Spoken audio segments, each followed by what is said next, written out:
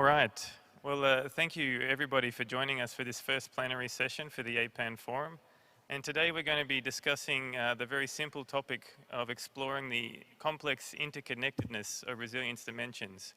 That, of course, is somewhat of a joke because what we're trying to explore through this session is how the impacts of climate change span across various sectors. So food systems to ecosystems, but then also, of course, communities, cities, and infrastructure. And this interconnectedness is not just between sectors, of course, but it's also across space and time. Now, adopting a systems perspective, though, so a perspective that embraces all of these different systems and their interconnectedness, is essential when trying to understand the potential impacts of climate change. And what I wanted to do just to open this session was to put up a diagram which I hope could try to, in a visual way, explore these interconnections. And I do this because I think with a topic like this, it can be quite easy to get stuck in generalities. And so starting off with some concrete idea, a visual idea would be helpful. So if the organizers could pop the slide up on the screen. Yeah. So this comes from, I think, a very helpful paper which explores these dimensions in some detail. And here is just, I think, a simplified visual representation of the different types of interconnections we're going to be discussing today. Now, we've mentioned sectoral. And of course, my work with the Food and Agriculture Organization of the United Nations, we're very much preoccupied with the food system. Now, of course, approaching the issue of climate change from the perspective of the food system also needs us to embrace other systems. For example, the health system. We need to be cognizant of the fact that while we're making progress maybe against food insecurity in many countries, we have not made as much progress addressing malnutrition.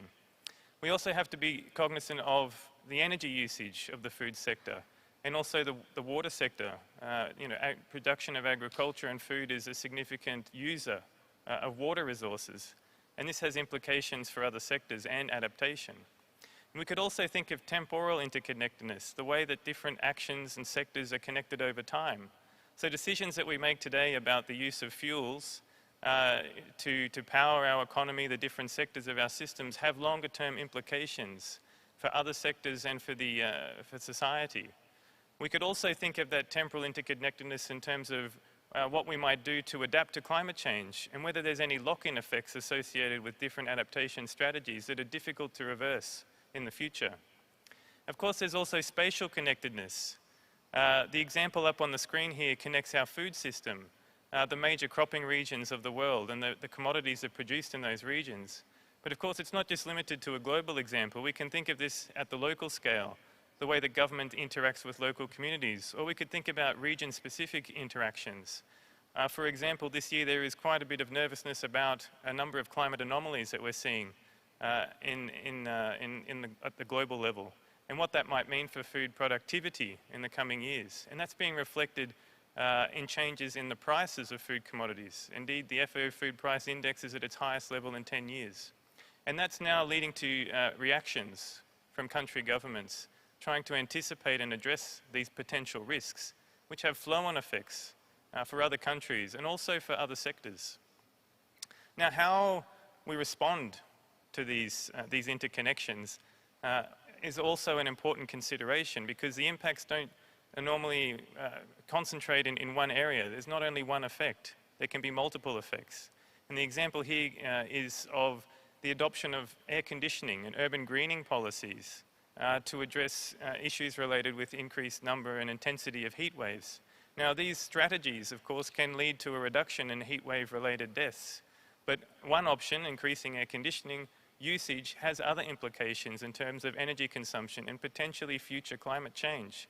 While adopting urban greening policies may have implications in terms of land use planning, but may result in overall improvement over time, over the long term, in terms of the capacity to manage climate change-related impacts. So, this is a brief overview of some of the issues we hope to explore today. Of course, when we move to taking practical action in terms of climate change adaptation, I think that there is additional challenges for governments, for stakeholders engaged in adaptation in terms of the uncertainty of climate change impacts, the complexity of these impacts across and within sectors, across time and across space. And we are going to explore this with our panel today. And before we get underway, I'd like to briefly introduce them and welcome them, thank them for joining us. And I'm going to refer to my notes to make sure that I don't get their names wrong, although now that I look at their faces, I do remember them very well. Directly to my left here, we have Mr. Amir Al-Kindi from the COP28 presidency. He is the adaptation team lead for the COP28 presidency. Miss Jae-Kyung Lee from the Ministry of Environment, Korea, and Jae is the action officer in the Climate Adaptation Division. We also have Mr. Ha Tan Lan from the Ministry of Agriculture and Rural Development, Vietnam, and where he is the head of department of the Institute of Water Resources Planning. Then we have Christopher Richter, who is the Regional Migration, Environment and Climate Specialist at the International Organization for Migration's Regional Office for Asia and the Pacific. And then Ms. Manifa Few, who's from the Secretariat of the Pacific Regional Environment Program, or SPREP as I know it. And also where she is a impacts analyst advisor. So thank you for joining us today. Now, to get our discussion underway and start exploring these issues, I'm going to direct a first question to Lan from Vietnam. And basically to start us off, could you talk about some of the challenges that you face in Vietnam in planning and implementing adaptation in the water sector, given the interconnectedness of water across sectors and the uncertainty and complexity of climate change? Okay, thank you, Bo. When we talk about water, it's a provider of services, either provider or renderer of many services like agriculture or ecosystem. So that already ratified the complexity and interconnectedness of water to other sectors. So in the case of Vietnam, the three most important users of water is firstly the expansion of economic activities like industrial production or tourism. The second user is the urbanization. We have a really rapid urbanization in Vietnam that increases tapping of water resources. And the third one is agriculture intensification. So those are the three most important. I'm not saying that the other proposals are not important or are trivial, but those are the most important. And we're adding climate change as more like cross-cutting issues, and that makes everything more complex and a lot more uncertainty. So in our work in planning and implementing adaptation, understanding the interconnectedness and complexity of climate change is crucial, not only in adaptation but also in mitigation. So in this process, we have to recognize firstly the boundary of the problems that we're dealing with, and also the key players in this process, not only the government or the provincial governments, but also different sectors like private sectors or financial or even local farmers. Most importantly for water management, it has to be managed at basin level. So considering all the important players, but those have to be considered in the basin level. So those are one of the challenges, I would say, that we are facing, because all the actors are taken in, but they also have to recognize their roles and also their mandates. Talking about one of the examples that we working on, not only to highlight the challenges that we're facing, but also to reflect on the lesson learned that we have, is the water, food and energy nexus. So in this nexus, we all know that resources go into different users of resources or water, but they're also moving from one to other. For instance, we have water to generate electricity, but this water is mostly non-consumed, and it can also be used for agriculture purposes. And later on, water in agriculture, the non-consumed part of the agriculture can also be used for other purposes. For instance, like to formulate the environmental flow, for instance, in the river basin. So we have now climate change coming in, and it's changing the hydrological regime. So we have more or less rainfall here and there in the country, and we have to come to this circle, to the nexus, and try to change things to improve water access or water supply. For instance, we try to shift the operation of the dams to provide water for irrigation. But it comes another challenge because it also have to touch also with the social aspects, because we all know that we have to cultivate rice in different ways to avoid saline intrusion that coming from the sea. By doing so, we have to release water a little bit early, but then the farmers are not there because they're actually going to the city trying to find some other works, and they're not coming back on time for the water to come. So that's one of the examples of how we have to deal with the interconnectedness with water to other sectors, also with the social inclusion, inclusivity, and other factors. Thanks, Lan. Maybe we'll move to another country example in Korea. Now, I know that Korea recently launched its third National Adaptation Plan. Jay, could you tell us about how the NAP was developed, and especially how the process to develop the NAP addressed some of the challenges associated with the intersectoral and interconnected nature of risks from climate change? Well, thank you, Bo, for introducing the third National Adaptation Plan of Korea. To be precise, it is actually the enhanced version of third National Adaptation Plan, which was originated in 2021. We needed to draft the enhanced version of it because the climate change turned out to be much more severe and much more complex, as Bo just has said. The Republic of Korea stands as a nation grappling with accelerating climate change. Over the past 109 years, our average temperature has surged to 1.6 degrees Celsius, which exceeds the global average rate of 1.6. Recognizing that climate adaptation is unattainable without strong legal foundation, Korea has made a framework act on carbon neutrality and green growth, coping with climate crisis, which was enacted in 2021 and enforced in 2022.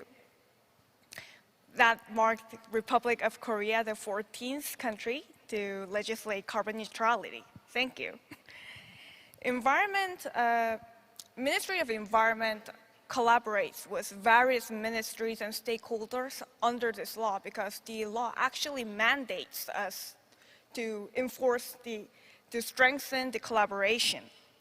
Well, since Lan just gave us an example on water supply and challenges, I'm going to stick with it and give an example on flooding.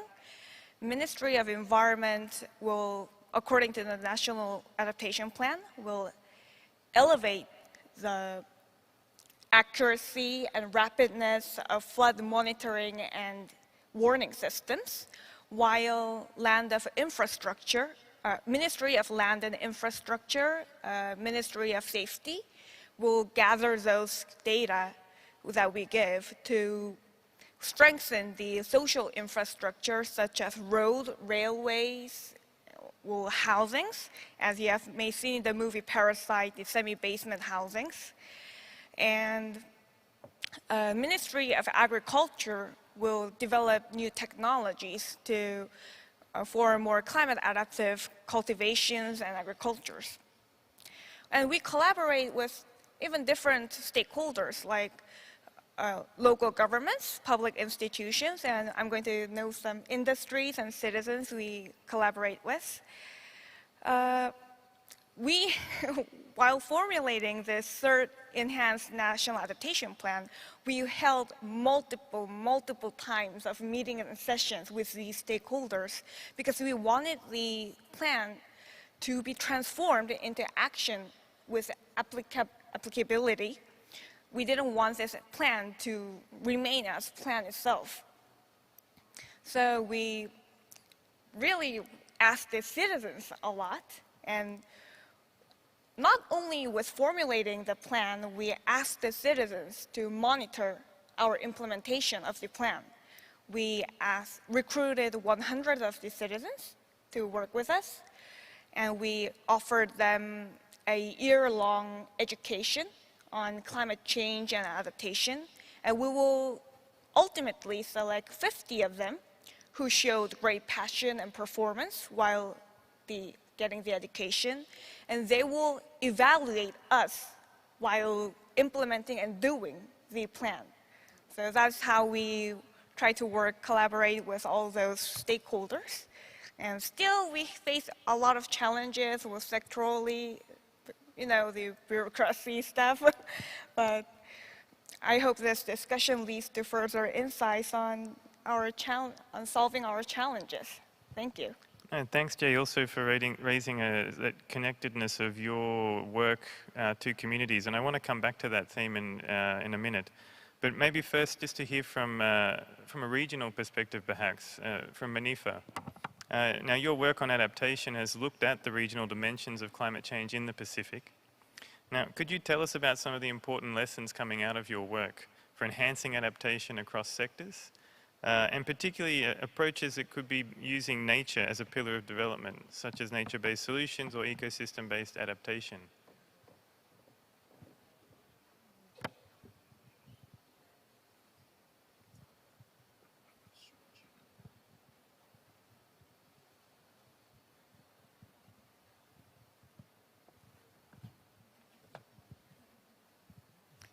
Thank you.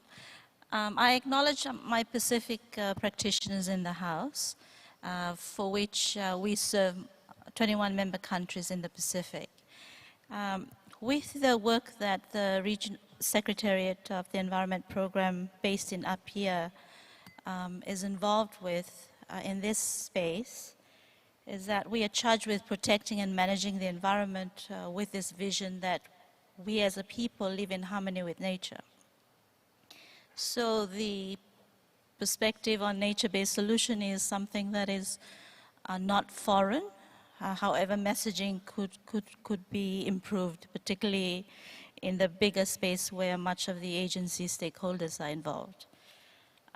With the lived reality of the climate crisis for many of our Pacific Island member states, there's been a lot of traction in actions. For which it is about, for now it is really about realizing or recognizing the value to measure impact of our own actions. So my role in the Secretariat under the EU-funded flagship initiative of the GCCA, Scaling Up Pacific Adaptation, is really to profile and track history of recently completed actions across 10 of those Pacific Island member states, whereby we can then inform, improve strategic planning advice, but at the same time be able to scale up much of these positive lessons out of this experience.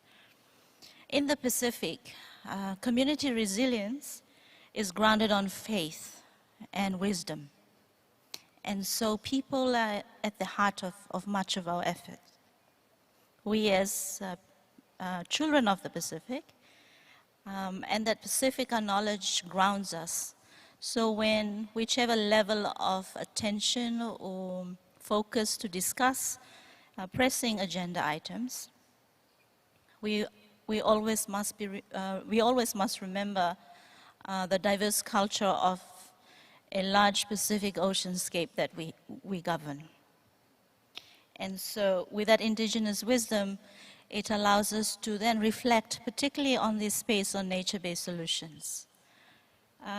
In meeting the region's adaptation priorities and needs, despite the urgent need to scale up and bridge the adaptation gap, this is not to take away the attention on, one, there is a limit to the adaptation. And of course, two, there will always be a space whereby much of that investment will not necessarily alleviate options for our frontline communities.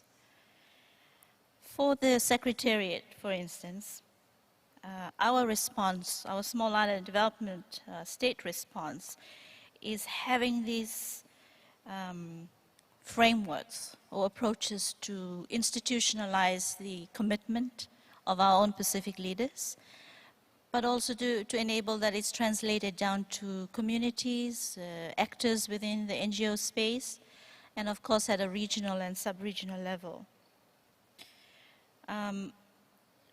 Most recently, earlier this month, we had the Pacific Meteorological Council held in Fiji, whereby our Pacific Island country ministerial level declared that there be a weather-ready Pacific program to be recognized as the vehicle to deliver the UN early warning for all initiatives in the Pacific. And that called for all of us who are within that space, including our bilateral partners, to align and streamline our early warning actions or activities. So through these declarations and frameworks, like the 2030 nationally determined contributions, our NAPs, Pacific Seeds have reinforced that commitment. From the Secretariat at a regional scope and service, this means that there needs to be a regional level of cooperation amongst our own partners and large-scale financing. This enables a paradigm shift, particularly in the modalities to address these climate change impacts and the actions that leads to the subsequent transformational change.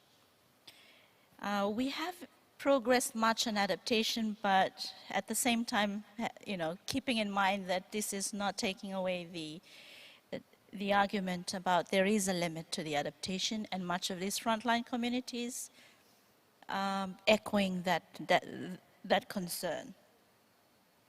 So the financing for transformational change from a Secretariat perspective needs to expand drastically.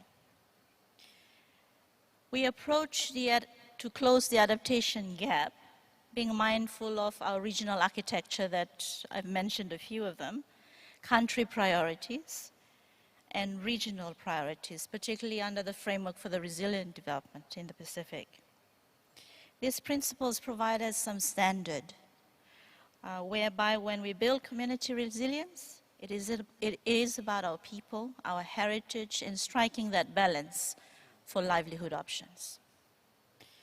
And ensuring that the principle for this specific resilience standard is integrated, inclusive, informed, and sustained.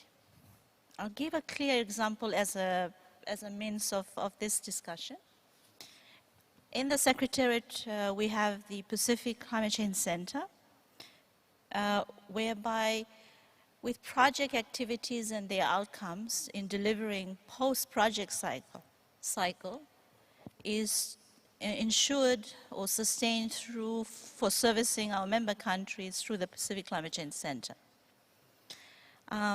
Most recently, under the EU funded flagship with the Scaling Up Pacific Adaptation, a methodology tailored for us in the Pacific by Pacific practitioners, and I note that a few of them are in the room, for which is to enable countries from community level to subnational level be engaged in when we talk about what to measure, when to measure, and how effective has that been to benefiting people.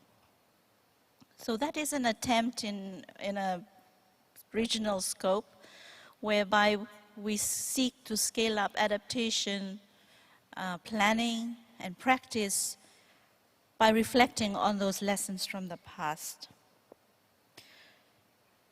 I mentioned as well the NDCs, where countries self-define national climate change pledges. For the Secretariat, we serve through an NDC hub that's also within the Secretariat, in ensuring that much of this, many of these climate actions, cross-sectoral, aligned, and now with this specific Climate Ready initiative, ensuring that we are, in the same frequency.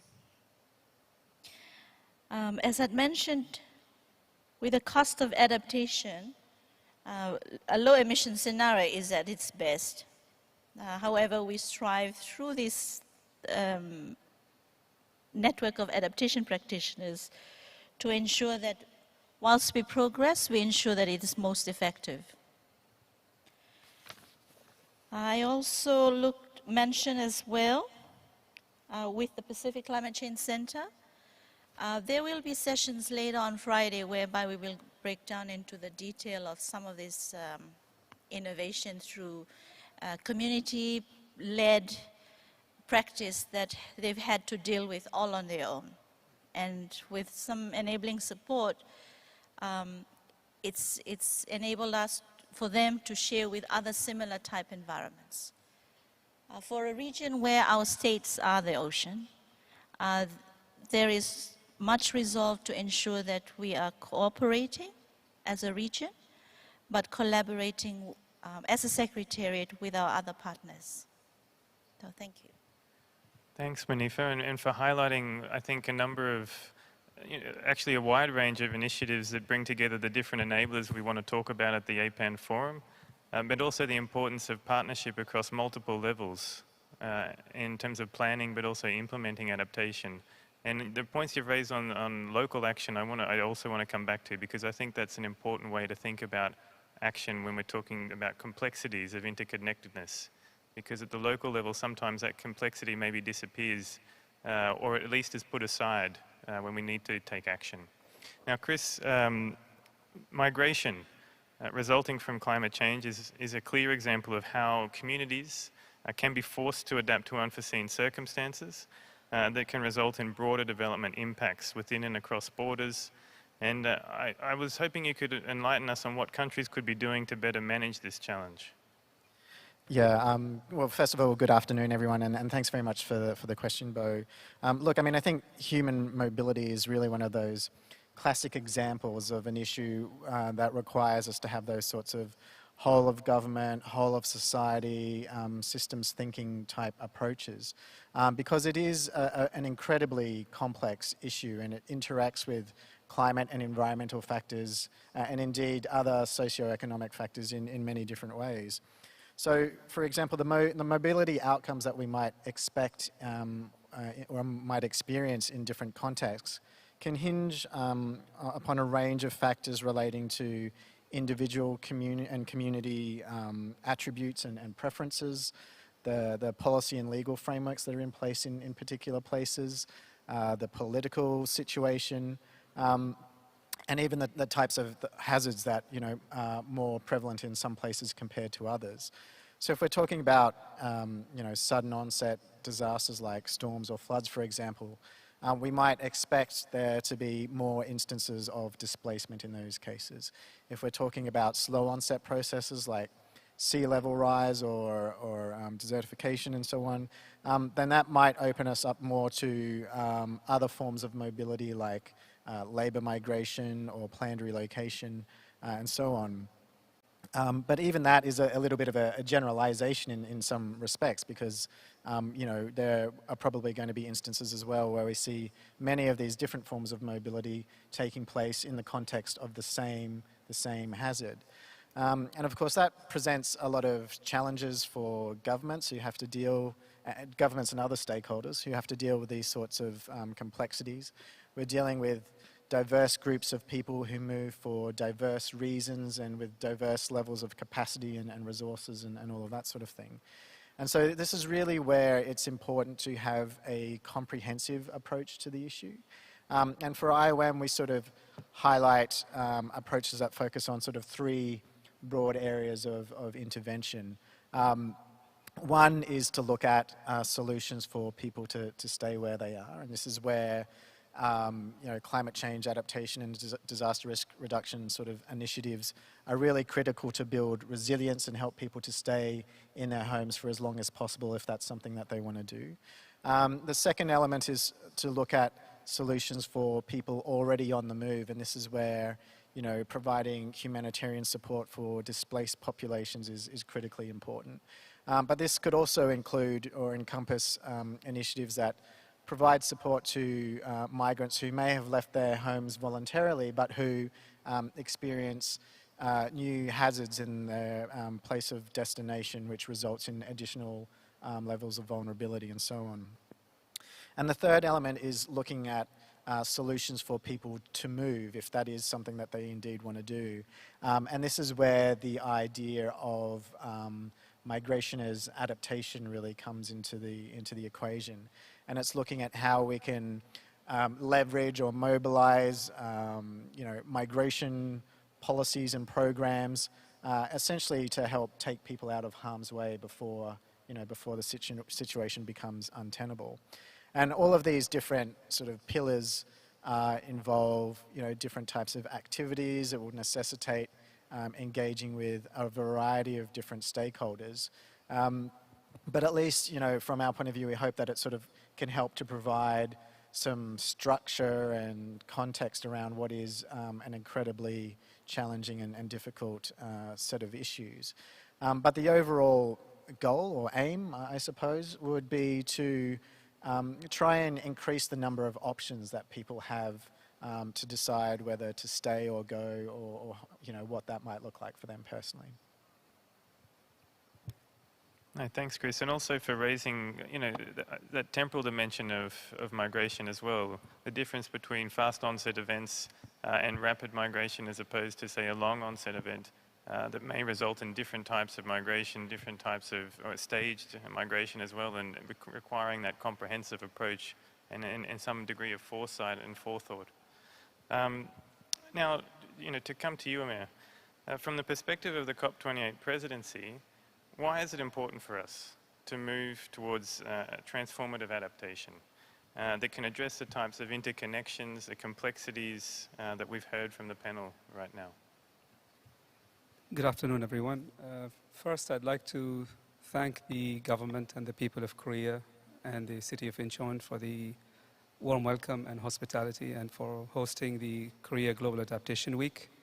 And also, I'd like to thank the APAN Forum organizers for the opportunity to speak at this prestigious event. Thank you very much.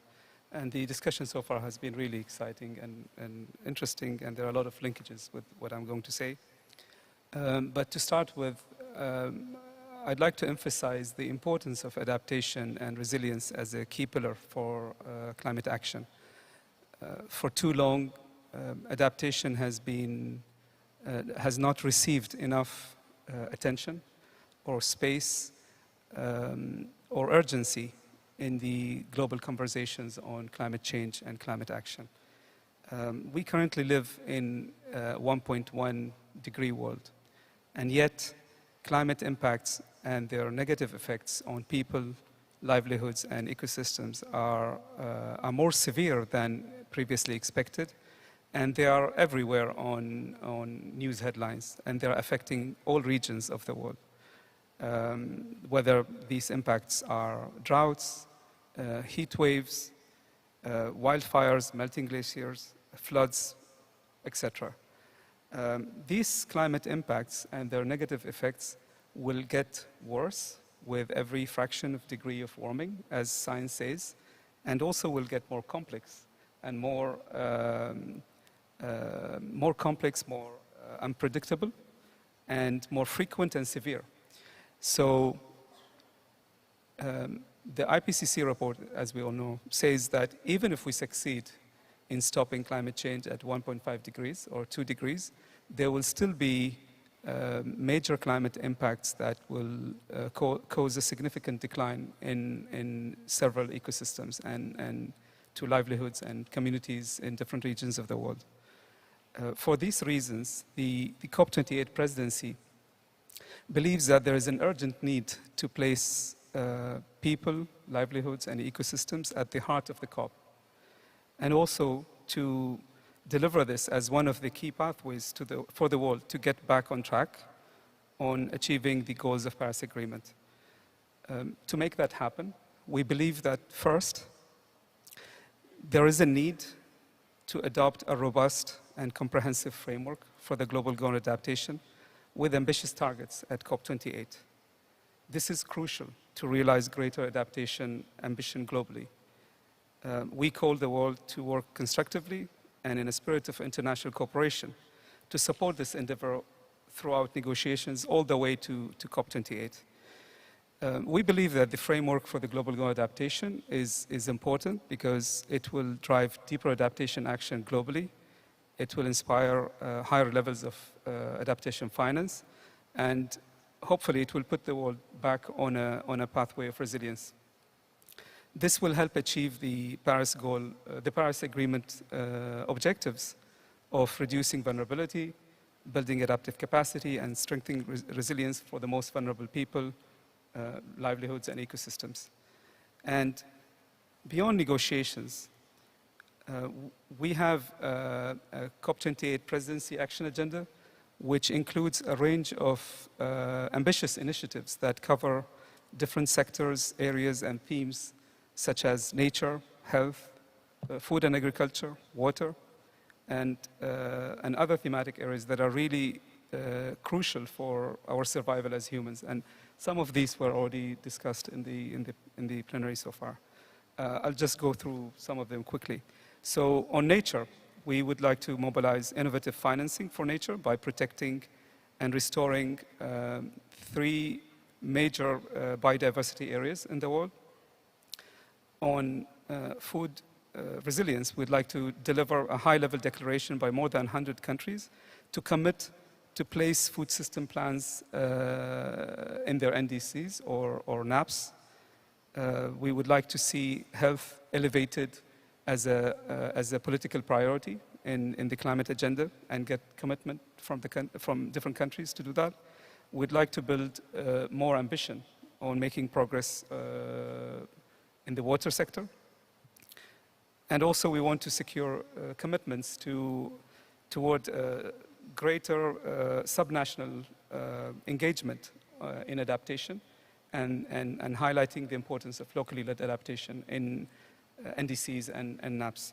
These different initiatives, we believe, will help drive greater adaptation action globally, and we hope to achieve this by working in an inclusive manner and in a transparent manner with different actors from all over the world, with governments, with private sector, with civil society, and to make sure that's done in an equitable and just way.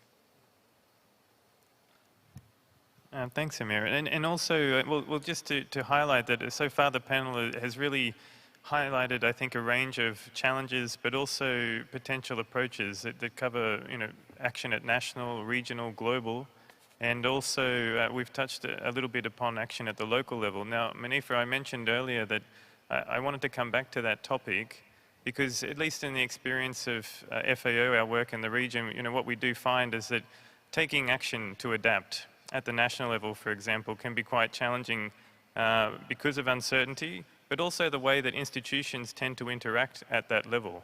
And when we're looking to actually initiate action on the ground, working at a local community level, it tends to facilitate a more rapid response because institutions are forced to deal with a specific problem in a specific context. Now, from your experience in the Pacific SIDS, what are the specific strategies and interventions that you've seen that can enhance community resilience at the local level?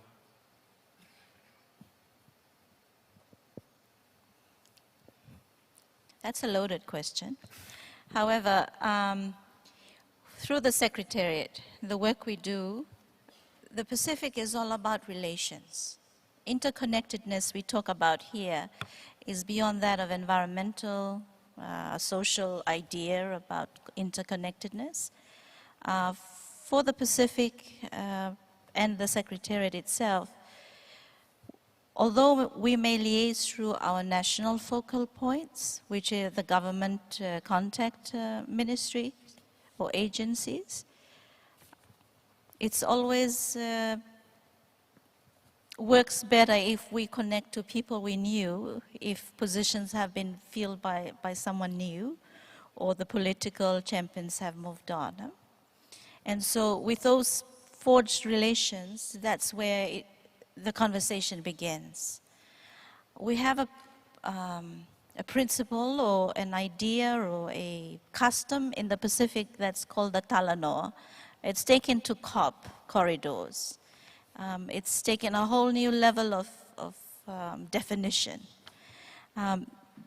In the countries whereby we are in need to make contact for the Secretariat through projects is how we connect to subnational stakeholders.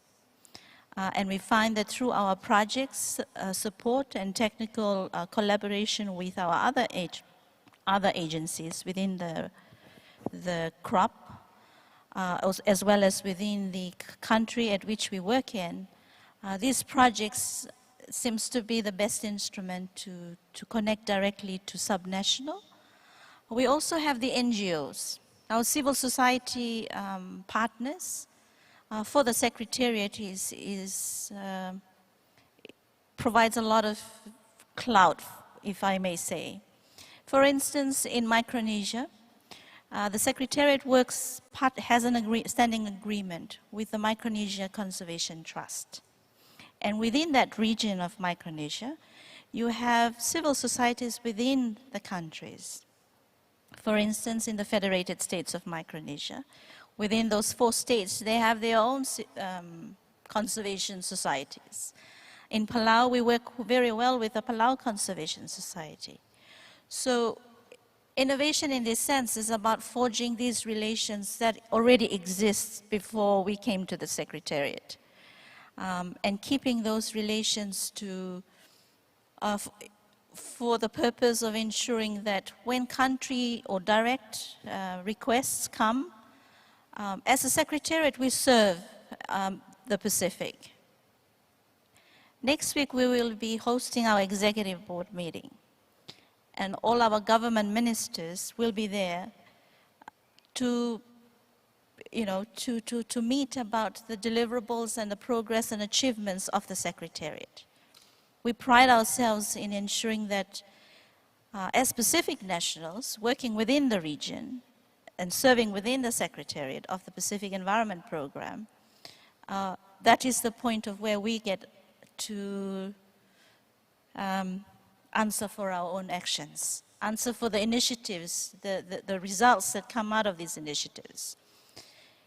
At the Secretariat of the Regional Environment Program, we deliver on environmental outcomes that align to also our people and community benefits. And so I'm going back to the nature-based solution principle.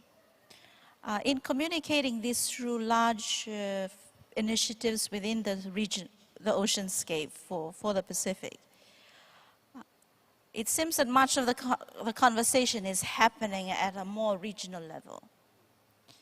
Translation and ensuring that the correct interpretation and appropriation of that knowledge needs to acknowledge that we have a people that's been engaged in this type of work for decades, particularly in the scope of the protected areas. And so through the Secretariat, as part of one of our flagship programs, is to ensure that with any lessons to match the conservation science, if we might call it, and our people science, is not in conflict. Taking out what's best out of our own traditions to strengthen the particular principles of these MPAs or these protected areas is what we see demonstrated in the Micronesia region.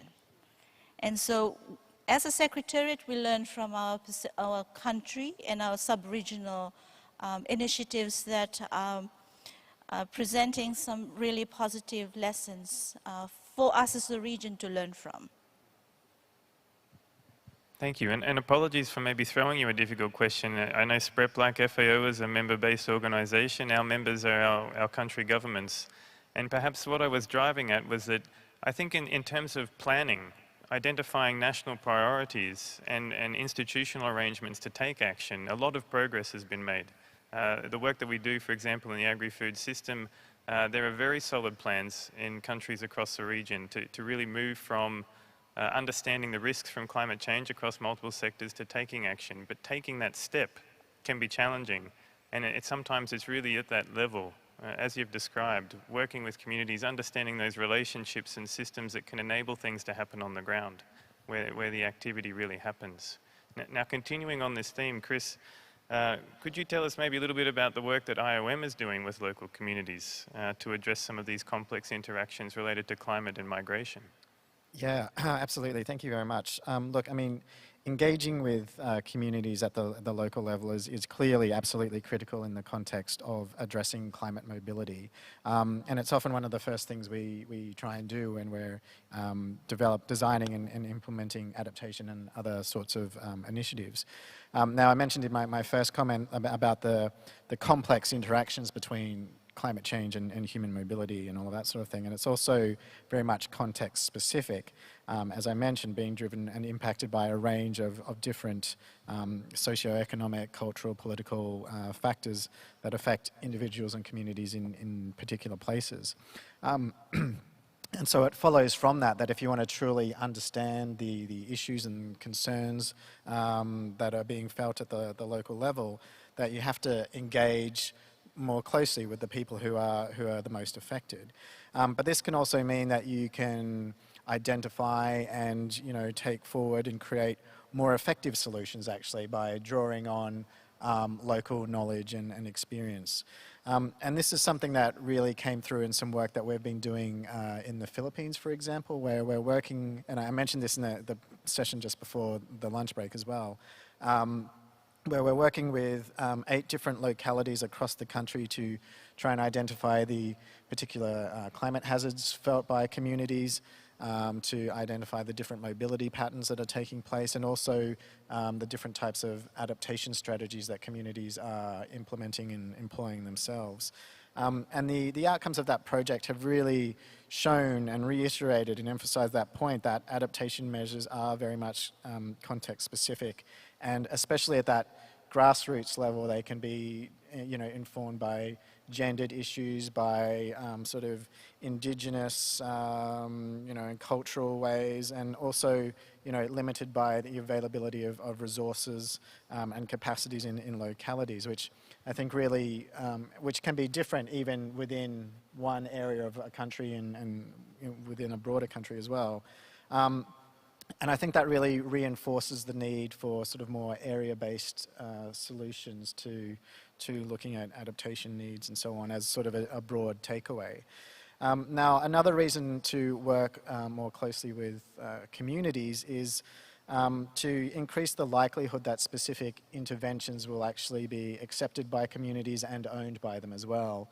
And this is something that has been quite important for us in the Pacific, actually, where we're working with governments and other stakeholders, including the Pacific Islands Forum Secretariat, to develop a regional rights-based framework on human mobility, which, if that moves forward, will be quite a significant and important piece of work. But, that draft framework addresses things like planned relocation, for example, which has been quite a sensitive and difficult issue for a lot of communities in the Pacific because of the incredibly close relationship people have to their land and their homes, and the deep cultural connections that people have.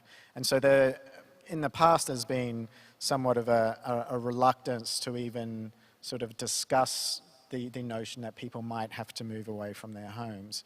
And so the discussions around this regional framework have really benefited, I think, from being grounded in those sort of local perspectives and concerns and ideas, especially around some of these more sensitive topics.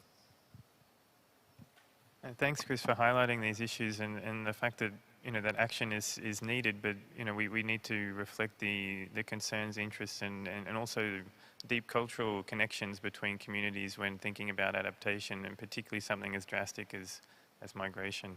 Now, maybe to continue down this theme, Jay, in your introduction, you did mention that the NAP, the enhanced NAP, I've got that correct now, the enhanced NAP is actually also engaging in a process of citizen engagement, and that working with citizens, understanding how adaptation will roll out at the local level is an important part of this new NAP. Now, could you tell us a little bit more about how the NAP is going to be encouraging adaptation by local communities? Working with local communities, I would like to address two our important participants. One is our local governments we work with. Actually, there's a declaration of carbon neutrality of local governments right next door. Since climate change, we all discussed, comes in different shapes and sizes across regions, local governments hold the expertise in making context-specific adaptation strategies.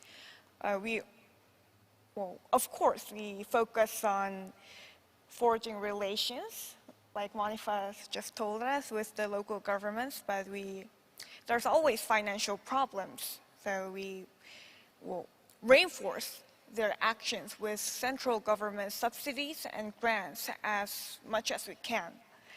And local governments are very important because they can help the people, give options for people to decide whether they stay or not in that region.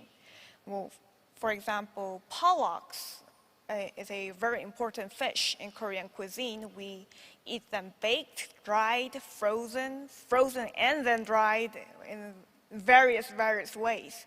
But they're very scarce now in East Seas. And a very significant city in our country, Daegu, was once celebrated with apple farming.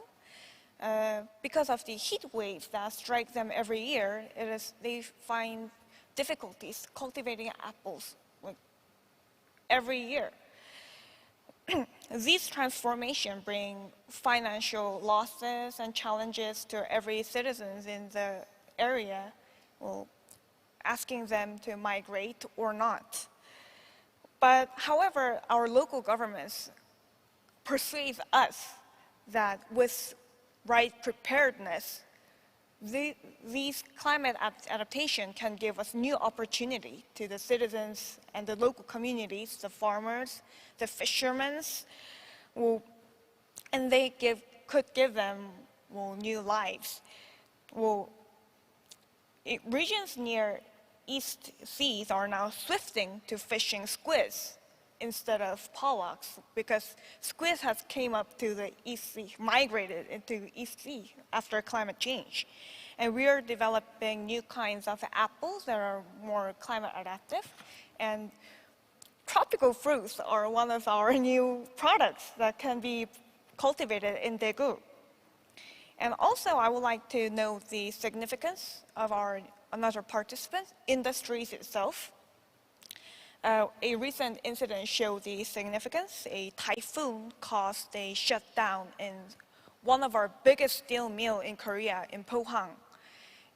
And when the steel mill shut down for a week, we found that the region and the citizens, the residents who coexisted with that industry, shifted a lot. They faced a lot of challenges financially. So we now assess climate risk, evaluate the climate risk of the industrial complex. And also, as climate risk disclosures are mandated from 2025, Korea runs a climate change industrial council that engaged 53 companies to share their future risks and share their successfully implemented adaptive plans. Well, this was really challenging for us because for industries, information means money. And they could share, while sharing their information, they could have the risk on the short term that they could show their competitors about their adaptive plans. But we persuaded that it is more better in the long term. And now government, central government, and public institutions support these industrial groups to focus more on climate adaptive plans. Well, that's how we engage with our local communities. Just quickly, why do you think it's important for a national document like the NAP to have that emphasis on local action as well? Well, we focus on the local actions because climate change cannot be called climate adaptation when it's not woven into fabric of ordinary people's lives. Well, as well as technologies are not technology without right applications. And writing down on these national documents that local governments and industries will take action together is more like a declaration, more like a promise that we take care of this country's climate adaptation, we take care of the vulnerables, we take care of the people who are affected by climate changes. Yeah. No, thank you. So maybe, to zoom out a little bit and Lan, to come back to the water sector in Vietnam. You talked briefly about some of the challenges and also some of the work that you're doing, but what are the strategies, for example, that the government is adopting in Vietnam to support adaptation that meets the needs of stakeholders at the local level, at the provincial level, at the national level? How are you dealing with that interconnectedness across those different actors at different scales? Thank you both for the question. So to promote climate resilience in Vietnam, we have to build institutions at both central and local level, and also to leverage private financing and also promote market incentives. And that deal directly with the local actions, and in its process, local actors like farmers, foresters, they should be equipped with access to technologies like water saving, drip irrigation, or digital tools to basically maybe to track water efficiencies or the amount of carbon they're emitting. We had quite successful model called the payment for ecosystem services. It's not. I think it's also relevant to the climate nowadays, because in that payment for ecosystem services, we establish a framework where foresters, they are we put a levy in the amount of electricity generated in a basin, and part of that money goes into foresters. So they got annually they got some money to basically help with their livelihoods and incomes. The similar system nowadays are being tested in several locations in Vietnam, where foresters are provided with a tool to know their potential to trade for carbon credit. So we got a project from the World Bank, which is going on for 6 provinces in the central Vietnam. So after that pilot project, we know if the system can be established and also used to help local foresters, local actors, to get more access to finance, to help with the carbon emission. In the near future, I think agriculture intensification is still the dominant practice in Vietnam for many regions. food security is one of those. And to meet that requirements, the water sector, on one hand, we have to invest in a new infrastructure for better water regulation. But on the other hand, we also need to go back to existing infrastructure and to make them sort of climate proof. So we have to either revise the operation, the design of this infrastructure, and make necessary retrofitting of infrastructure to make them more resilient to climate. Like for instance, a dam's supposed to provide water during dry season and stop flooding from during the wet season, not generating flooding or actually generating or accelerating salinization during dry season, which is the case when we have climate change nowadays. So that's the area where I think policy, science, and society has to come together.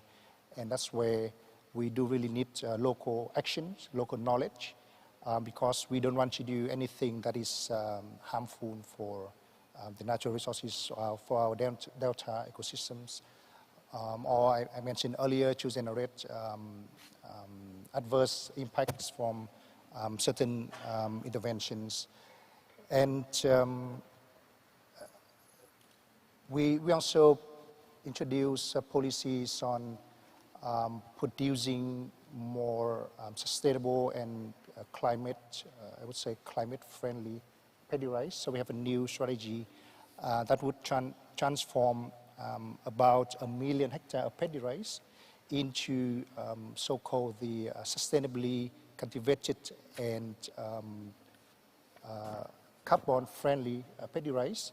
So this idea to, on one hand, sustain the livelihoods of people, but on the other hand, try to trim down on the carbon emissions from paddy rice, because we all know that paddy rice produce a lot of carbon emission, especially methane. So about, I think, 15% of our greenhouse gas emission actually coming from paddy rice in Vietnam. So to introduce that policy, we do need technologies, and thanks actually to FAO, because the technology we're using is the alternate wet and dry, which is heavily and also highly promoted by FAO. And to implement policy, we cannot, we're not sitting in Hanoi and make policies and it works automatically. We do need to go to the field, try to convince and also to train farmers how to transform their current practice, which had been going on for 100,000 years, into very new practice, very labor-intensive new practices for them, and to convince them to, to adopt new technologies, basically to cut down the carbon emissions, and also the things, other technologies like because we have climate is changing and we have flooding, we have droughts happen sometimes at the same time. So, and the farmers are the most affected by this kind of changing climate. So we do need to introduce technologies like early warning or weather forecast to help them to better adapt to climate change. And if you go to the farms nowadays in Vietnam, it's not that strange to see farmers with a smartphone and they are tracking, the rainfall or temperature.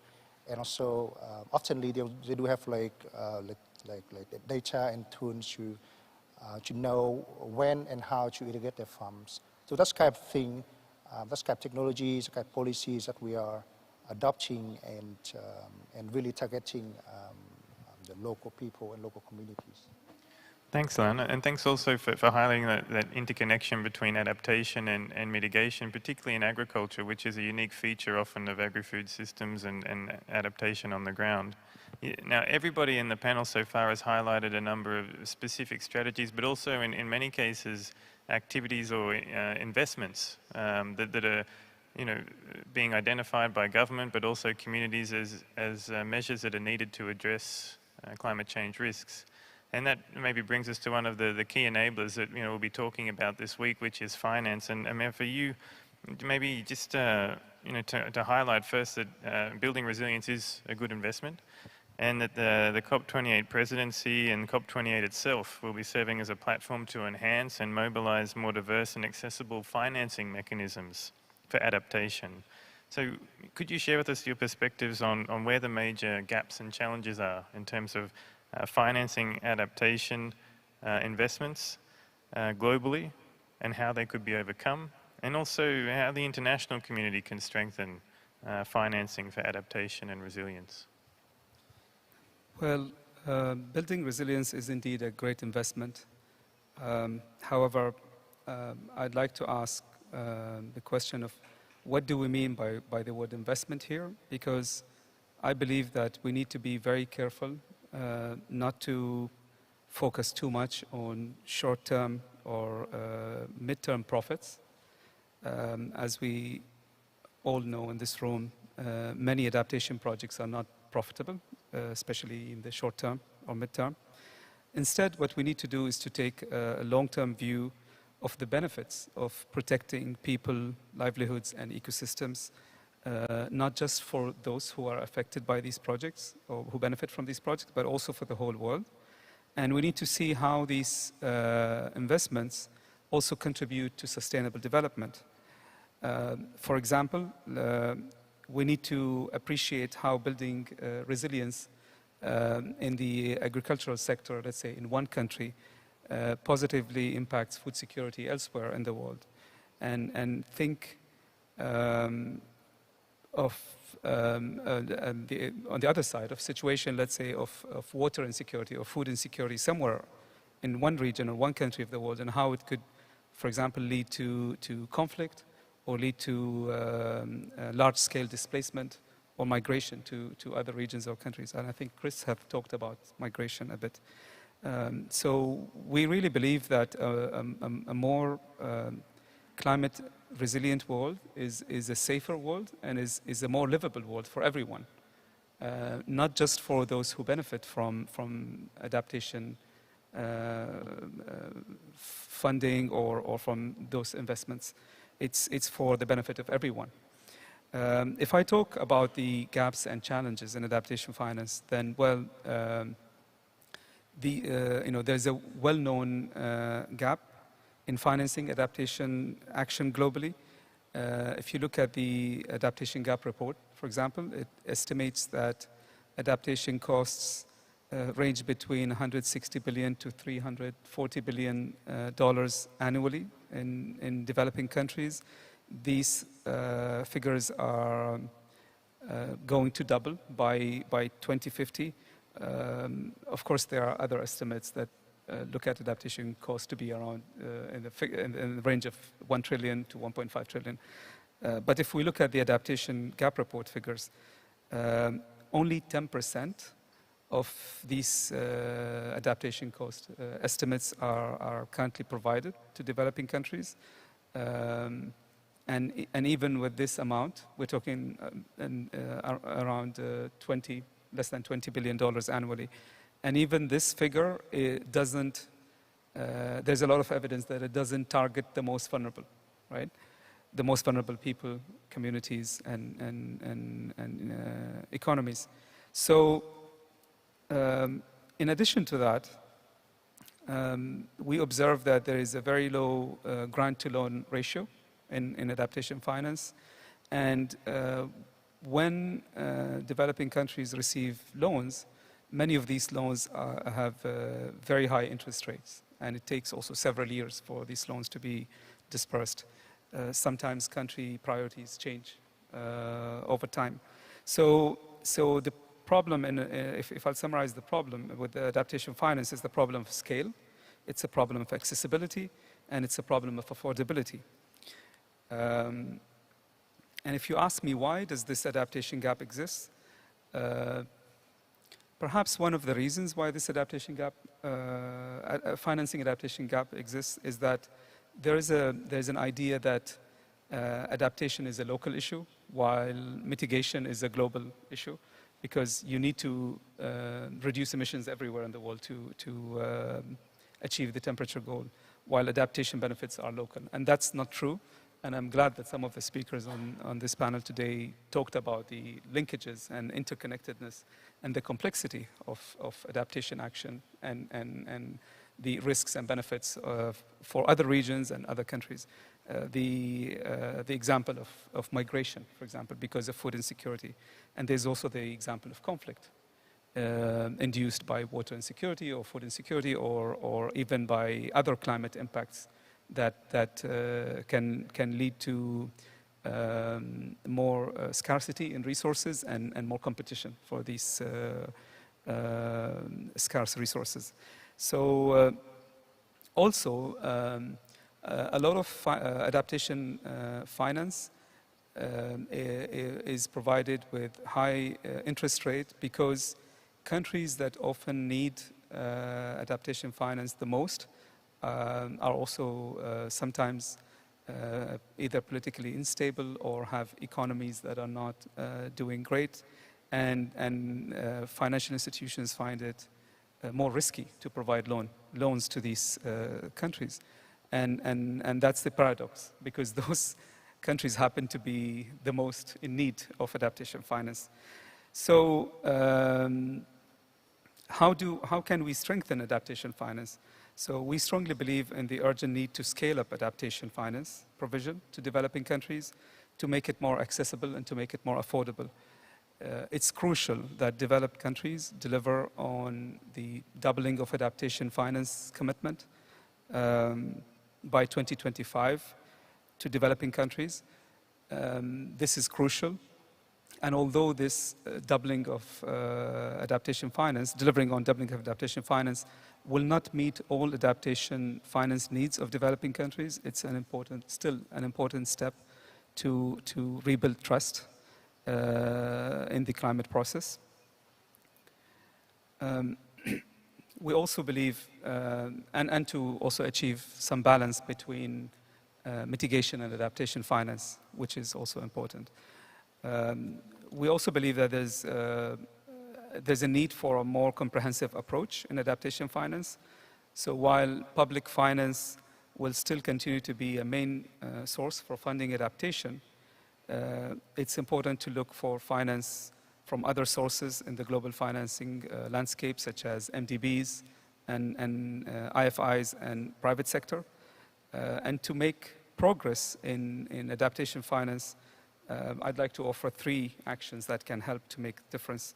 One, countries should not need to calculate adaptation finance gap in their national strategies.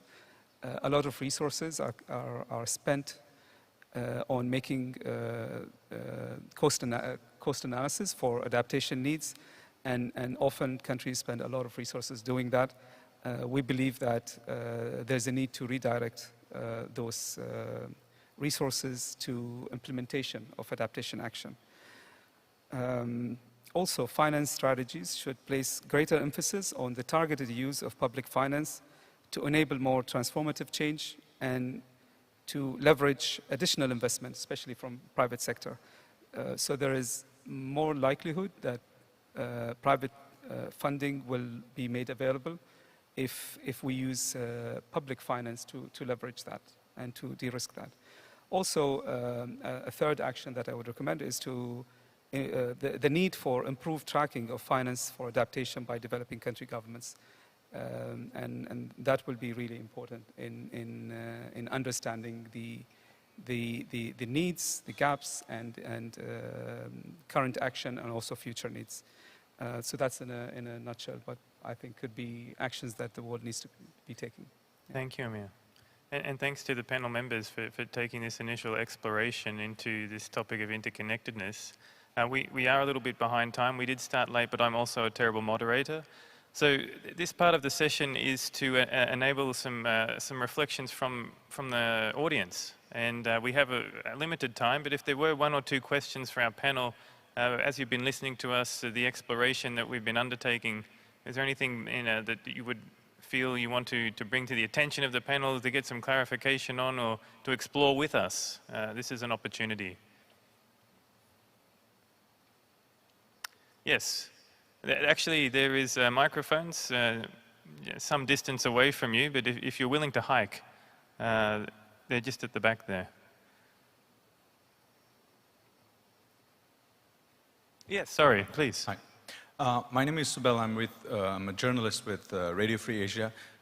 For the gentleman from Vietnam, how has your experience been trying to access funds, for example, say, from GCF or Adaptation Fund or any multi or bilateral agencies?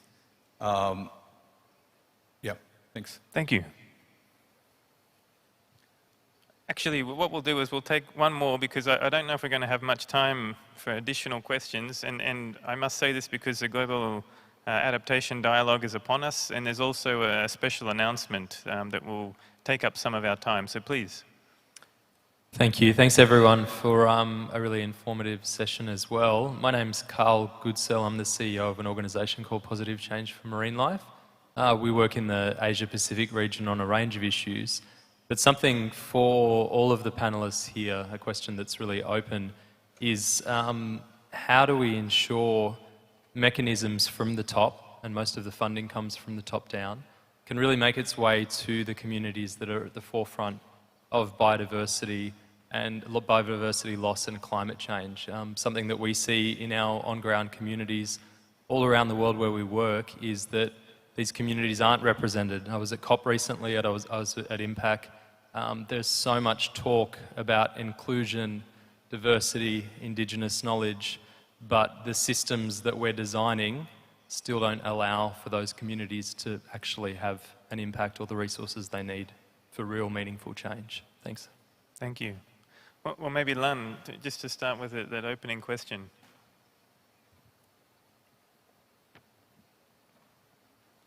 Yeah, thank you for the question. Regarding the access to financing instruments, I think in the NDC we did some calculations on the required amount of finance we need, and I think the most updated figure is something about 20 billion plus to fully implement the plan, and it's a tremendous gaps between what we need, what is required, and what is available in terms of financing, available finance at the moment. Luckily,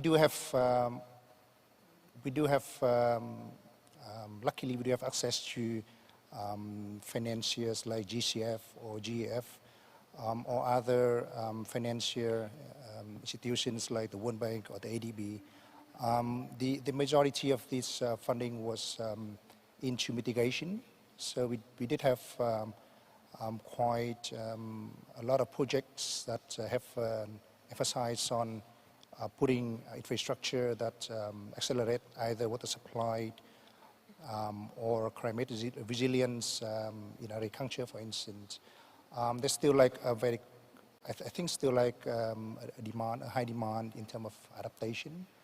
And that's where, I think that where the gaps at the moment are, because Amir mentioned earlier, we do have difficulties in access to new funding sources. Also in terms of what we can pay, in terms of interest rate, for instance. So to answer the question, on one hand, we do have quite a smooth collaboration and good access to a certain type of financing. On the other hand, the new green finance is still where we struggle at the moment. I hope that answered the questions. Thanks, Lan. And to the second question, Manifa, I know you highlighted the importance of working with communities in terms of taking action, building relationships at that level, also learning from culture that prevails, learning from the past, and informing, future action to address climate risk. Is there an example that you could highlight from the work that you've done that illustrates how some of this planning at sort of that top level, at the national level, it filters down, and whether also some of those needs at the local level filter up to inform that broader policy-making process? In response to that query about community engagement, at the Secretariat, we have standing agreements with, as a strategy to respond to this level of scrutiny at regional level is to work with standing agreements with civil society actors in country. With much progress in adaptation planning and implementation, a key lesson is enabling community to own the situation, own the action. And so that is a critical element in terms of sustaining much of the outputs as a result of project support. And so as a Pacific Islander, coming from one of those communities, we encourage our own people to make sense of the impact of those actions on their own lives. Make sense, reach out in terms of the understanding, but also allowing our own community groups to organize ourselves. This works both ways. You make the connection, you share the knowledge, learn from each other, and that web of community growth, the network of practitioners, does enable we as a people to progress beyond the corridors of policy. At the regional level, where the Secretariat, with these outstanding partnerships whereby we are learning from our country level trusts like the Micronesia Conservation Trust, like the likes of the Palau Conservation Societies. This is where we are able to connect better, strategically and smartly. With a region that is divided by ocean and yet connected by that level of ocean, it would be impossible with the current resources that we have. And so we work on those relationships. I must reiterate, we work on those relationships to get positive results.